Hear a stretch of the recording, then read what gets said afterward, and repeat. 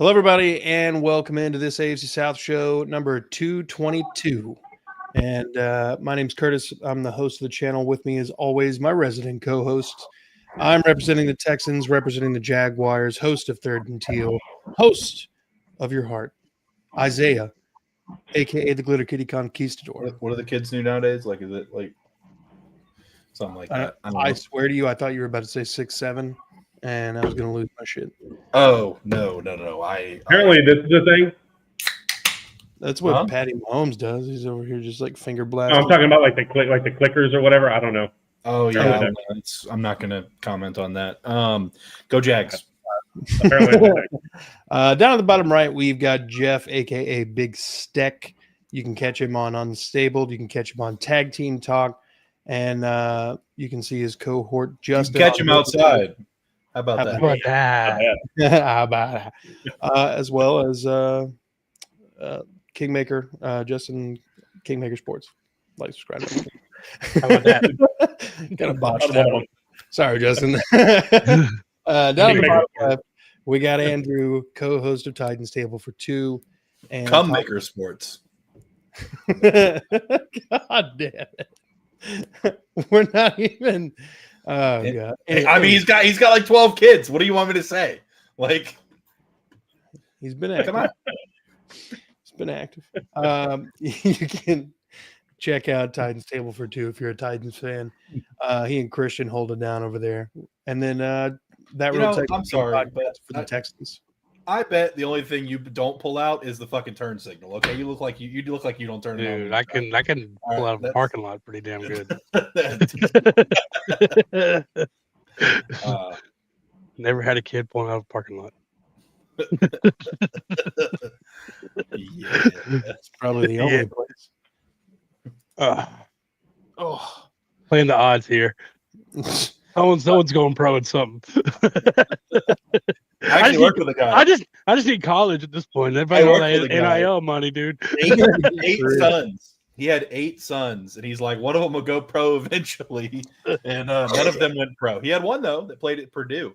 Shout out Simeon Smiley, real mythical pull there. But yeah, no, he had one. One of them could have, and he was like, "Nah, Dad, I don't want to play football no more." When he had like D1 offers, that was it. Yeah. Why do dogs love raw rolling papers? What a bye week.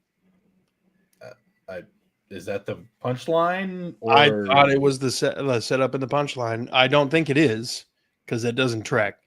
But I think he's calling me out. Either way. So, week 8 reactions, gentlemen. Obviously, the Jags didn't do anything because they're on a bye week, so presumably they've just been kicking it. Trevor's probably been busy making another baby, I assume. Oh, his dog. The dog ate his rolling paper. Oh, okay. Oh, it makes more sense now. I thought homie was setting up like a crazy joke. I was ready for it. Yeah, my dog. He's just trying to get high. I'm gonna have to try to set up an actual punchline for that. Anyway, so week 8 reactions. Jags didn't play anybody. So Isaiah, did anything happen in Jacksonville? Is there any more rumblings of trades? I know that the Liam Cohen kind of put to bed the BTJ thing, but well. He may have put to bed the trade rumors, but Brian Thomas Jr. allegedly has a torn labrum and may miss the rest of the season. So he will do just as much catching of the football that he has been this season from the sideline. Damn. Yeah, I don't know. Let me see. Fantasy owners can expect second year. I could have swore I saw that he was injured, but I'll look into that. But basically, he could. I think he tore his labrum, but you can play with a torn labrum even though it hurts. So I think he's got to make a decision because it's more than 3 months. It's people say it's a 3 month recovery time. It's like a 5 to 6 month recovery time. will likely be done. Thomas. Anyways, yeah, he did leave practice though. He's hurt, but we don't know exactly what it is. But I heard from 1010XL that it was a labrum, but that could also be fake news. But Robert probably knows. I don't know why Robert's being so silent. You probably know, sir. You know everything about the Jaguars. He's trying to get more rolling papers. Watching my O-line requires a 6. Are you a Jags fan or a Titans fan? He's a Texans fan. Texans fan. I think everyone but the Colts has a 6-month recovery time on watching their O-line right now. Yeah.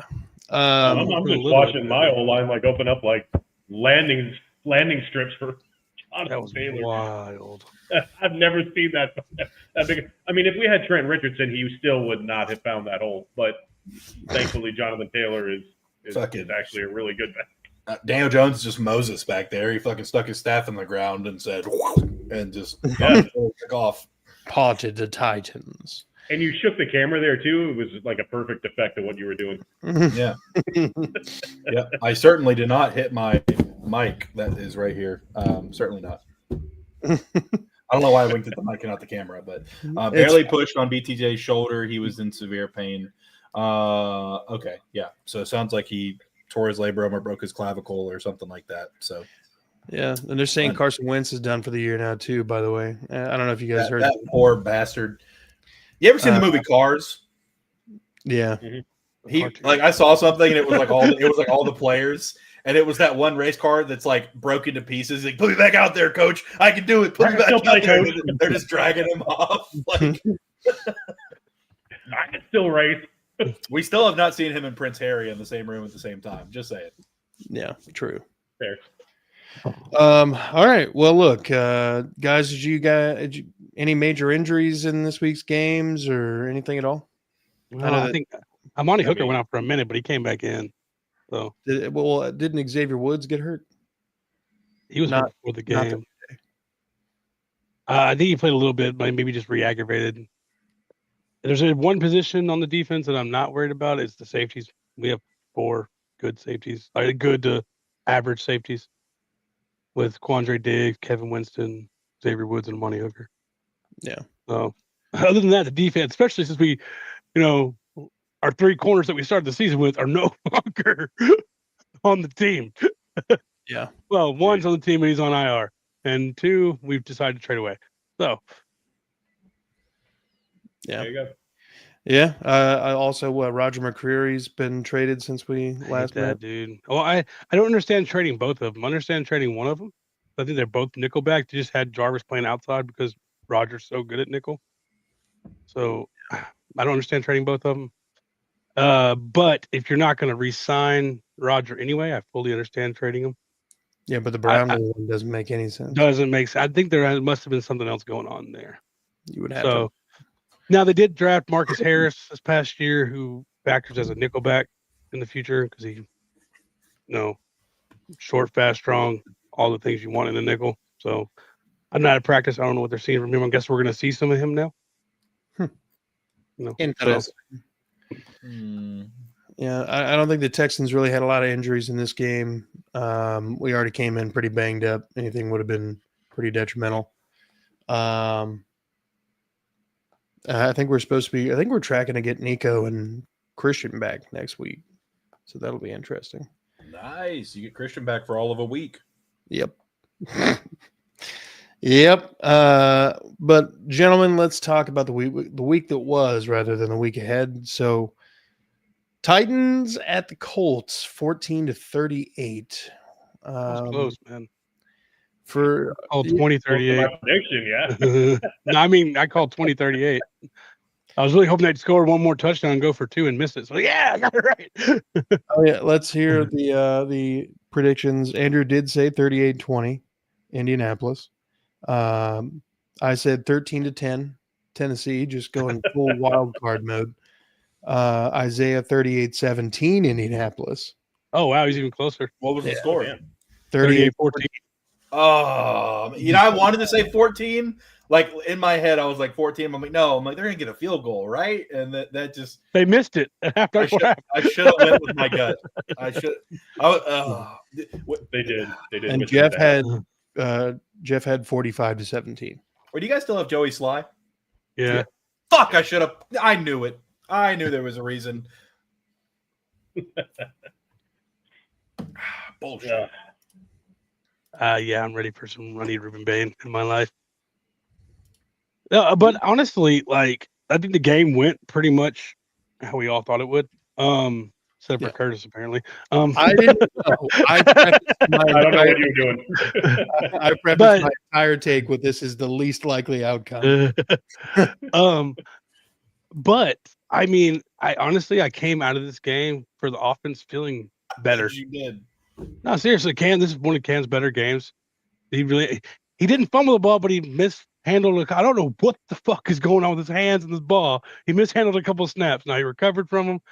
Didn't cause any trouble other than gather himself. Like tiny hands, or is it like no? He has 9. Like, is it like no? He's like he's not 9.5 inch hands, like kind of like the basic size for a quarterback.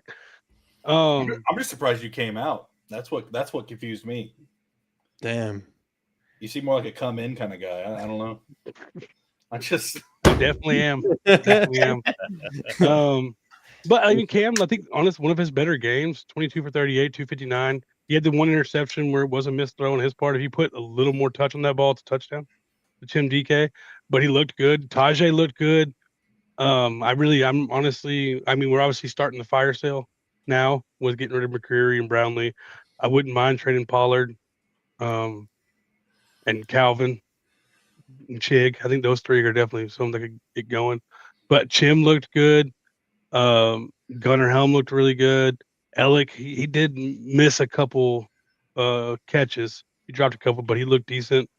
Like all the young players like that, I think that's what they're really doing is getting all these young players as much play as they are, like as they can, and that's where I would be doing too. Chig has looked not Chig, but Chim has looked amazing these last 2 weeks. I think he's 170 yards over the last 2 weeks.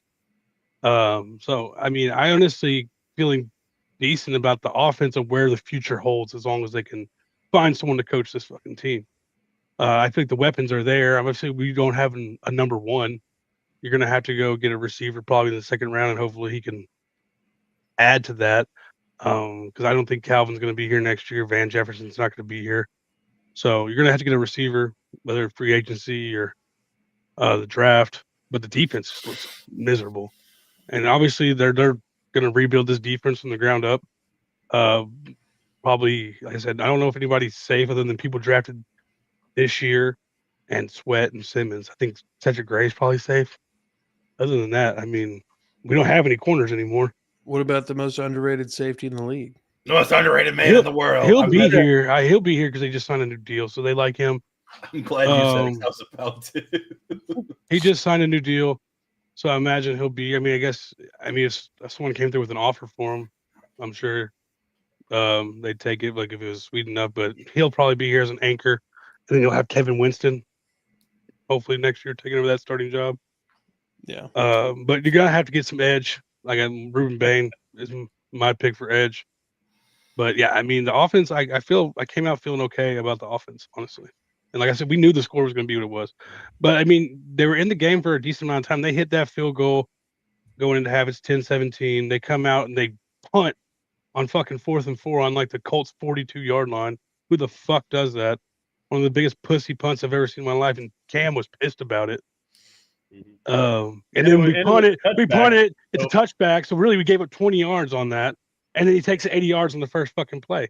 You go for it. Maybe you get a touchdown. It's 17-17. Probably still ends up going the same way eventually, but at least you feel better about it. So, but I mean, that's a coaching thing there. But yeah, I mean, I honestly I didn't expect to win this game, and I expected just to see the offense and see what these young guys can do, and I came out happy about it. Yeah, the punter isn't actually. Yeah, like Hecker's been really good for us this year, but that one was not his best punt. The Jets just reminds me right now of like, come on, SpongeBob, let him have it. And he's like, here, you can have it. But we're the worst team in the league. I don't think it's close, honestly. I mean, the Jets have been competitive, but it's I mean, they're scoring more points. They have weapons though. I think they have more going on than us right now. Sauce. They got a really young corner. Jarvis Brownlee. He's good at nickel. Quincy Williams, Garrett Wilson. I think there's more going on. The Brees Hall.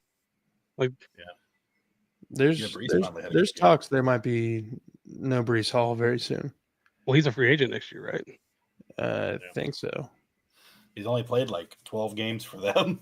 He's been hurt every year. I know. The Jets curse. I mean, this game went about as expected is the most accurate way you could have put it. You wanted to see a little bit of something out of the Titans. You didn't want them to just kind of roll over and die. And that first half was encouraging. Been most of their games this year. Do what? That's what most of their games this year is, keeping it close in the first half and just giving it up in the third. I don't think we've had a good third quarter yet. Yeah. Well, usually it's probably a sign of a lack of adjustments, but or you can't counter the adjustment from the other team. But regardless, the Colts look solid. They looked like every bit of a team taking care of a shit team. They kind of wiped the hands, and they were done by the third quarter. I mean, honestly, they could have stopped scoring after they got to 17 points, and then literally everything else after that was unnecessary. It's very necessary. No, I mean, I'm not saying that Jonathan Taylor shouldn't have done his thing, but I'm just saying, for the grand scheme of the game, the Titans weren't going to score that many points. Take Jonathan Taylor out of it. They only ran for 11 yards. Now, did he run for 153? Maybe. but 11 outside of him. Arbitrary details. We held Riley Leonard to 0 for 2. I think I see the biggest issue on your defense, and I just realized you all have Darrell Baker Jr. That right there, that tells you everything that y'all need to know. Honestly, these corners that we don't like, Jalen Armour-Davis, there were a couple passes where they were in fucking really good position, and those Colts receivers, especially Michael Pittman, were just fucking making plays. Yeah. Okay, so if your MVP right now isn't Jonathan Taylor, then you're wrong. And you can make an argument that he's running behind a great offensive line. You can make that argument. But the problem is he also has the most yards after contact and the most forced missed tackles. He also leads the league in the most yards before contact. In everything. He leads the league in everything. His line is doing a great job for him. But he's also doing a lot of the work himself too. So absolutely. I'm just saying. He's on pace for some stupid ass numbers this year. Is he going to keep it up? No, I don't think he's going to keep scoring a bunch of 3-touchdown games. But I hope he does. I mean, even Daniel Jones looked good. What I really love is just these random, these 3rd and longs. They've done it several times this year. 3rd and 17. This game they did 3rd and 13. 3rd and 13, and they just take a deep shot to Alec Pierce, and it was a contested catch. Alec Pierce, he's been money all year on those. He doesn't get a lot of targets. Nobody on this Colts team really does get a lot of targets. It's a very balanced, it's usually 4, 5, 6 targets a person. He does a good job of spreading the ball out. There's not one person that just kind of goes off except Jonathan Taylor. We don't even have a 100-yard receiver yet in a game. So it just kind of tells you how much he's spreading it around. Daniel Jones completed almost 75% of his passes. And again, no picks. I think he only has 2 picks on the season, and both came against the Rams. So if I'm not mistaken, he has 3. Somewhere there. He has 3. I don't remember where the other one was. Yeah. Either way, he doesn't do a lot. He hasn't turned the ball a lot. The defense is just playing well enough, especially the front 7. It's our secondary that's not looking great. It doesn't look good without Javarius Ward. I know Jalen Jones was practicing limited last week, so hopefully he's really close to a return. Could really use him against Pittsburgh coming up. I know we're not doing a preview, but I'm hoping to see him back in a game. He's not our corner. I mean, he was our corner 1 last year, but we definitely need him. We've been using practice squad corners right now. But Dude, that catch that Michael Pittman had. I'm not talking the one that bounced off his helmet. I'm talking about the one of the end zone. Like he had like a Madden glitch and caught it one hand. It was ridiculous. Yeah, it was insane. And they were going to throw a flag on it. I'm not even sure if it was pass interference. Like, he was just on his back. I really don't think there should have been a flag, but he fucking caught it anyway. Like, they were just, like, kind of draped on top of each other, and then it was just, like, in his hands. Like, it was the weirdest thing I've seen, but I'm like, it was an insane catch. It was a great job. Easily Michael Pittman's, best game of the season so far. He did have that one ping off his helmet. Just good concentration to not have that intercepted, because there's, like, 3 Titans right there. Yeah, the corner's got to just tackle him as soon as that happens. Like, tackle him. Yeah. I don't know what they were doing, but I'll take it. No, but I mean, overall, like, I still see them getting a lot of pressure. It's just, for the most part, though, that Titans line actually did a good job. Yeah, it was our best game. Mm-hmm. Yeah, by far. But there was a few plays Buckner still did Buckner things, and all in all, it was just we all expected it, except for some reason Curtis. I expected it. I was just choosing the chaos pick. All right. The one play by Buckner on Cush was disgusting. Cush has been by far our weakest link of our line. I think he's gone next year. We gotta get another center in here. But and he made him look stupid. And conveniently, Charvarius Ward is set to come back against the Chiefs. That's when his four game IR or whatever you want to call it ends. I don't expect him to be out more than 4 games for a concussion. So I think they kind of did that on purpose, rest up for the Chiefs. But other than that, I mean, I still think Ballard needs to go out and make some moves. I mean, your team's sitting at 7-1, the top of the AFC. There's still some glaring issues on this team, and I think he's got to do something to address it. We've said it before. I don't think corners are that available for trades, but he's got to be making phone calls. Like, at least get like an edge rusher. I know I'm not saying the Raiders are going to be on a fire sale, but Price is right. They might let Crosby go, but he's got to make a play for somebody. Hendrickson. Like, there's got to be something. Yeah. And I would say Simmons, I know he's off limits. They're definitely not going to trade him to the division either. So that'd be the nastiest defensive line in history. Grover Stewart, Forrest Buckner, and Jeffrey Simmons. That'd be disgusting. And, again, I'm saying it. Like I said at the beginning of the year, it makes a lot of sense for the Colts to bring in Micah. I think you could get Trey Hendrickson for sure. Yeah, that'd be nice. It's a good merit. I mean, with him and Lou Anarumo being here, it just makes a lot of sense. Like, the Bengals are not good. They're not. I mean, they just lost to the Jets, but I don't think they do anything this year. So it's, he's got to be making. If he's not, then he can't be content with how the secondary has looked. I'd wonder if the Ravens continue to suck. Kyle Van Noy might be available. I mean, an older guy who's just a rental for the rest of the year. I'll take it. Yeah. We'll give you Arden Key. You can have him. Yeah. The man who built Jacksonville. Pass. Dude, he's good for like one game where he gets 3 sacks. That's about it, though. Like, I feel like the Titans, like the Longest Yard, where they kind of beat the shit out of a bad opponent, was the concept of that movie. I feel like that's what the Titans were kind of preparing them for Pittsburgh and then coming up as the Chiefs. Like, get our confidence up, beat the shit out of a really bad team. Yeah. A tune-up game? I think that's what this was. Tune-up game. Exactly. Yeah. Like college football. Yeah, that's kind of how it felt, honestly. Titans are pretty pathetic at the moment. Mm-hmm. Pretty pathetic. All right, so let's pivot, I guess. Isaiah, do you have any Colts Titans? I mean, clearly based on my score prediction, it went exactly how I thought it would, outside of a missed field goal. So, I mean, I just don't think that there's any chance that I'm not going to say any chance. I don't think the Titans get a division win this year. Unless they split 0%. Unless they split with the Texans or split with us, I will say. I mean, we definitely have not been the best team but it's going to be tough for them the rest of the year. But again, I just look to, they have a lot of young guys.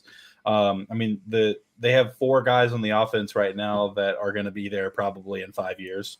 So it's like, it's one of those things where we'll see how it goes.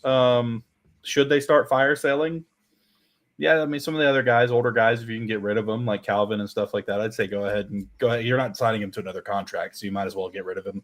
Zeitler, they just brought him in, right? But was it a 1 year or 2 year deal? Like a 1 year deal. Okay, yeah. So we just a couple of those older guys. Don't you there, Curtis? You'd love a Zeitler, wouldn't you, Eddie? I love it. I Joel Batonio real bad. Joel Batonio, baby. I remember that motherfucker was so good when he first came in the league. No, I don't know, man. Colts look great. They're blocking really good up front. Daniel Jones looks like a new man. Crazy how that can happen when you get out of hell. Just I hope they let. I hate the Colts, but I hope they let Jonathan Taylor break the rushing record in terms of touchdowns. If he can do both yards and touchdowns, that'd be cool. But just let a motherfucker break the goddamn record. I don't care. Like, stop sitting dudes in like week 15. Let them go out there and fucking score touchdowns. I don't care. I want to see somebody break it. I'm tired of us sitting here and doing that shit. I want him to do it by week 16. I don't want the excuse, he needed the 17th week to do it. I don't want that excuse. I want him to do it by the 16th week, and then you can rest everybody in week 17. That's what I want. Yeah. I don't know. At the end of the day, it is what it is. Like, if Daniel Jones would have just handed it off to him instead of throwing it half an inch, would have been another rushing touchdown. It was just that has to be a rush, right? Come on, Even Daniel. the announcers were joking about it. Trying to pad your stats here, Daniel. That was not a pass. I don't care what anyone says. That's about it. All right. Let's see. Wouldn't try it in week 17 for obvious reasons. Who are they playing in week 17?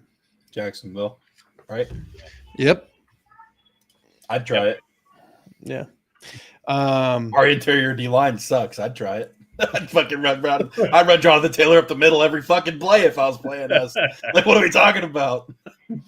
Especially if Devin Lloyd's still hurt. Fuck it. Just send everybody up the middle. Send Daniel Jones up the middle. Send Michael Pittman Jr. up the middle. Just fucking send everybody. All right. Well, let's talk about the San Francisco 49ers losing to the Houston Texans. Andrew said 23-16 San Francisco. I said 28-20 Houston. Isaiah 17-13 San Francisco.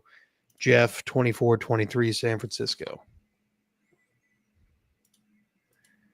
The final week of the season, Colts Texans. Yeah. So clearly nobody had that on the bingo cards. 26-15 for the Texans taking down the 5-2 49ers. Obviously very banged up. Obviously their defensive line was the worst defensive line we've played this far, or thus far, whatever. But again, the 49ers usually have a great defensive line. I mean, they usually are pretty deep at it, but all of the depth is hurt right now. So for what that is worth, I mean, again, this was another scenario where you're playing not necessarily a Ravens or a Titans, but you're playing a depleted team, a very well coached team. That's why the spread was only 1.5 points. A lot of teams with a backup quarterback, like who's the backup quarterback right now in Jacksonville? Huh? Who's the backup QB in Jacksonville? Mullins, I think. Nick Mullins? Yeah, Nick Mullins. Yeah, that's the guy. So if Nick Mullins was the starter for a Jags game, don't you think that would move the line pretty significantly? Like the spread? Like if Nick Mullins was starting? Yeah. Yeah. For some reason, that didn't really happen a lot with Mac Jones. Maybe it's because he's played like a motherfucker this year. But that didn't happen this week. 49ers didn't have first down until under a minute left in the first half. A fourth for Graham Mertz. Are you high? I like Graham Mertz. I ain't even fucking paying a seventh for him. You kidding me? Yeah. Really surprised we drafted him. But fucking half roasted peanut for him. That's definitely a problem. Yeah. Fred Warner. They lost a lot in free agency, but this is a well-coached team regardless of that. It's got Robert Saleh manning that defense. This is where D'Amico came from, like the coaching tree. So, I mean, in theory, if there was a system that he was going to be able to fucking exploit pretty quickly, it would be that one.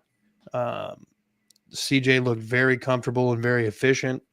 The play calling looked dramatically better. Suddenly, the quarterback sneak existed, and we went 3 for 3 on a quarterback sneak attempts. Didn't have that a couple weeks ago, or on Monday Night Football, but whatever, fuck me. Yeah. So, and one of the bigger differences between this game and the Seahawks game is every time that the Texans had an opportunity to kick a field goal, they kicked a field goal. They scored the exact same amount of touchdowns in both games. However, because the Texans opted not to kick those fucking field goals, we found ourselves in a very unenviable situation against the Seahawks. We would have had the same point total, basically, which makes that game a little different. But, yeah, pretty dominant win by the defense. They didn't have to get a lot of sacks, but they were in Mac Jones' face literally all day. Will Anderson, more often than not, being literally in his face. Yeah, I mean, it was just a really clean, all three phases of the game clearly won by the Texans outside of one decent play. And both of their scoring drives started in the Texans field, on the Texans side of the field. So the 49ers were just not able to move the ball at all. So with that being said, gentlemen, what were your opinions on the game? I think we're finally seeing how many injuries Shanahan can withstand. The Texans did a really good job of bottling up McCaffrey. We thought we all said if they ever gonna have a chance, they got to get McCaffrey going fast, early, and doing a lot of heavy lifting. So a lot of things for the Texans, the same similar for the Titans. The young players got really involved by their injuries. Yeah, The better part came out of the win, but it's good to see them like Woody Marks and Higgins and Noel getting more involved. Yep. So you can feel a little bit better about the future. But yeah, I think the injuries are finally becoming too much for the Chiefs, especially against the guy who knows your system. Yeah. So yeah. Jeffrey. Yeah. I don't know why I wanted to talk about him for a second. Man, really has nothing to do with the game, but you were talking about injuries earlier. Scatabo, man. That was ugly. Yeah. That just popped into my head. I forgot to bring it up at the injury time. That was nasty, dude. But thank goodness we didn't see anything like that. And Kittle didn't do shit last week. I have him in fantasy football. I'm just grateful he got a touchdown in this game. But yeah, like Mac Jones didn't look great. Like you said, Texans were all over him. This game was really never in doubt for the Texans. They controlled it throughout. And,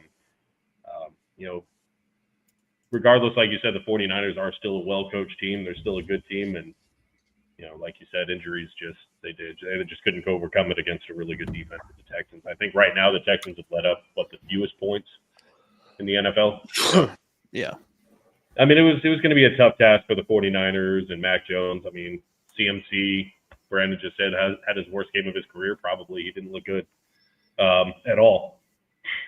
So Texas did a good job. I did expect the 49ers to win, and hey, Texans finally showed up and played probably their best game of the season.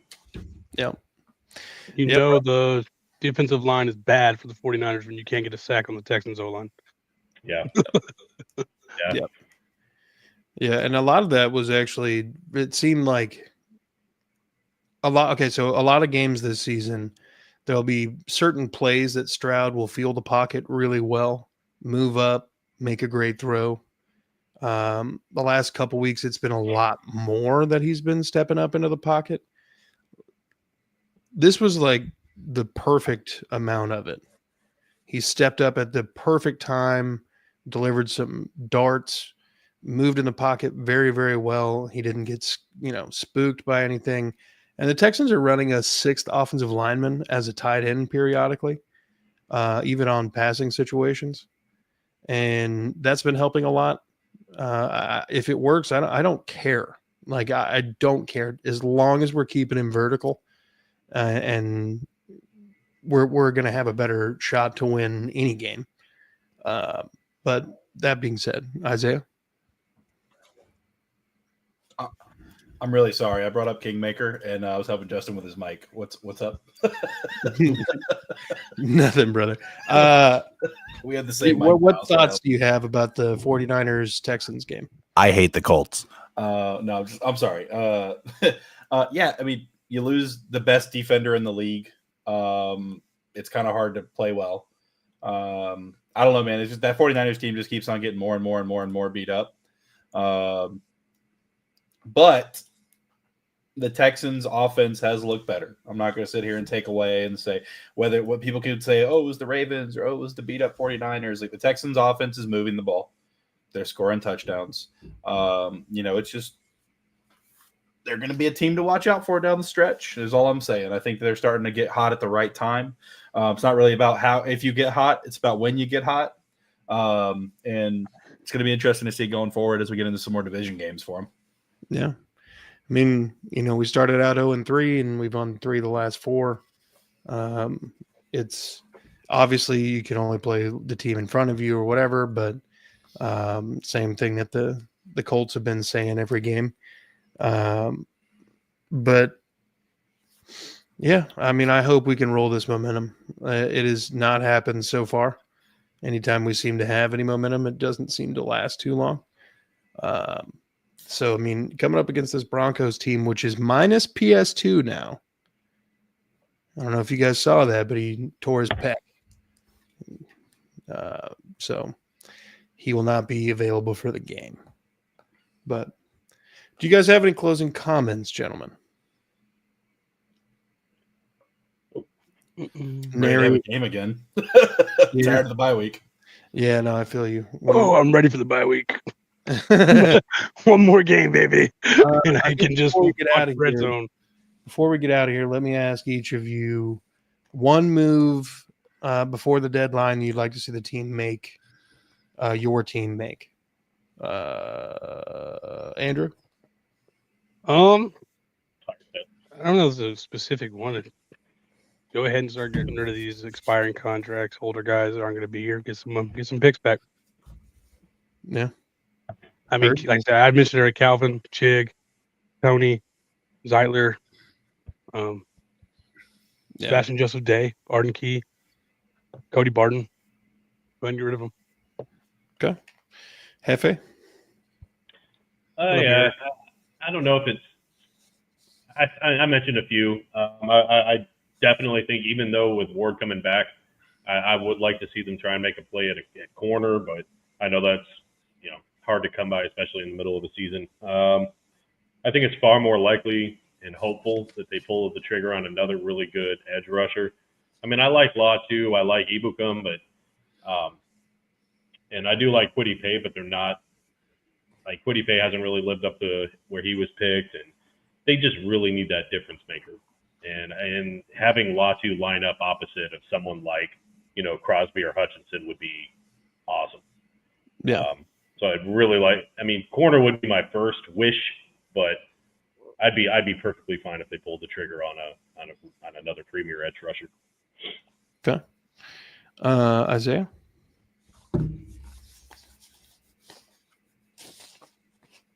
What are you cooking? I hate the Colts. I hate the Titans. And I hate the Texans. But I really hate when my players don't catch footballs and don't block. That's all I have to say. I'm done. That's it. I'm tired of this, Grandpa. What, dude? I'm tired, Grandpa. So you don't have any trades you'd like to see the Jags pull off? because it's not going to happen. No, I mean, now that Brian Thomas Jr. is potentially going to miss the rest of the season, I think like a Chris Olave, you know? I mean, defensive line, Dexter Lawrence, Quentin Williams is one of those guys. Jeff Simmons for a 5th-round pick, conditional. I'll give you that, conditional. But it can become a 6th-round pick if he doesn't give us 6 sacks this season. No, I'm just kidding. But maybe like Olave or just another receiver, because I mean, with Brian Thomas Jr. going down, our number one becomes either Dami Brown or Travis Hunter. And that's, I like Travis Hunter, but I don't think that we have enough firepower without Thomas on the field, even with the down season he's having. I think last I read about the Saints is they're not really interested in moving Olave, but they'd be open to moving Shaheed. He's been a good little receiver too. Yeah, Shaheed's number 3 or number 4 though. He's not, he's not going to come in. I'm looking for like a 1/2. He'd be better than Dami Brown. I don't think so. He's faster. He's faster than Dami Brown. I'll give you that. He's been killing it this season. I don't agree to this. I don't agree to this gentleman's agreement. I don't agree to that. I don't agree to it. I've mentioned it earlier. I want to see Joel Bitonio get traded for by the Houston Texans. That would be a huge solidifying move. We've been rotating still 50-50 reps with Juice Scruggs and Laken Tomlinson, and I can't for the life of me figure out why. So getting a Joel Bitonio who would solidify, at least for the rest of the season, the left guard spot. Now, maybe, we're assuming he stays healthy and all that, but that would be tremendous in Told you, Zeitler, baby. So many different ways. So yeah, I mean that, or maybe I don't know. I don't think anybody's.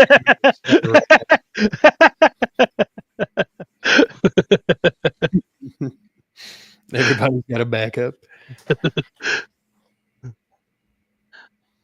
Duval TV says no easy games left for the Colts. That's true. Has anybody done the combined win record of the rest of the Colts schedule at this point? Mm-mm. Well, they played us twice. So no. we got the easy games out the way. Yeah, their first half of the schedule outside of Denver, the Rams, and the Chargers, pretty favorable. But now they've got Pittsburgh, Atlanta, bye week, at Kansas City, Houston, at Jacksonville, at Seattle, San Francisco, Jacksonville, at Houston. You'd be lucky you got rid of us before we got hot. It was coming down the pipe. If you didn't like the Titans when they were scoring 13 points a game, don't come back and we're scoring 17. Bitches. Crowdfunding O-line. Fuck. But all right, gentlemen. I think even if they and I'm just looking at them even if the Colts wind up going 4-5 down the stretch, they still win 11 games. And I don't know, man. I don't think that's going to happen, but just based on how they're playing. But I think this division could be won with 11, 12 wins. Yeah, I don't think we're going 4-5 down the stretch either. If the Texans are to turn their season around, I don't think they're going for the division this year. I think it would be for a wild card spot. I mean, obviously, we still have both of those games left to play. Still another game against Jacksonville and another game against Tennessee. So, I mean, a lot of football left, a lot of meaningful football left in the AFC South. Well, Jacksonville's got to feel lucky. They still have 2 games against the Titans. Hey, at that back half. Yeah. Brandon says Texans. That's what I was looking at. What Brandon's talking about, like I said, even if the Colts do go 4-5, I do think 11 wins can still win I don't want to win the division though. I'd just win the division. We're sitting atop the AFC. I want to stay there. Right. So I got into a spat the other day with some Colts fans about that. I don't think by the end of the year that you're going to be in the number 1 spot for the AFC. And the reason I say that, the Kansas City Chiefs are hot and they're going to 9 games. They've played 8. Sorry, I'm gonna read this real quick. College 10 football. In the comments. I'll shut the fuck up. That's 17 games. Yeah, they get a bye week in there. They played 8 games. You play 17. Mm-hmm. Maybe not after this year, but I'm confused at that comment. Hey, Eric. There are 9 football games left. Unnecessary. This hold on, read this. It says college football is lucky Saban retired. Back in the day, he would have already made James Franklin, Billy Napier, and Brian Kelly analysts for Alabama. It's so true. Every fired coach just went and worked for Saban. Yeah. They would all get Coach Lane Kiffin. Yep. Well, gentlemen, I think this is a good spot to go ahead and wrap her up. I know that's foreign to you, Andrew, but I'm coming. we know. No, like right now. Make sure you guys go check out Titan Stable for Two. Christian and Andrew holding it down over there, talking all things Titans. Do the same thing for Jeff at Unstabled.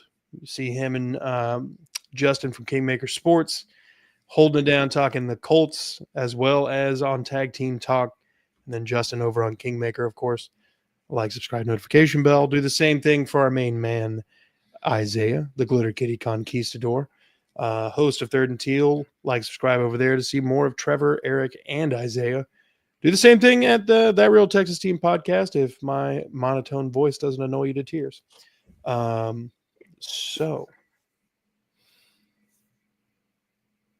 Yeah, all right. That's it. There's no witty ending. Fuck the Colts. Kingmaker Sports is live. Go watch them. Fuck the Titans. Yeah. It was never the Titans. It was never the Titans.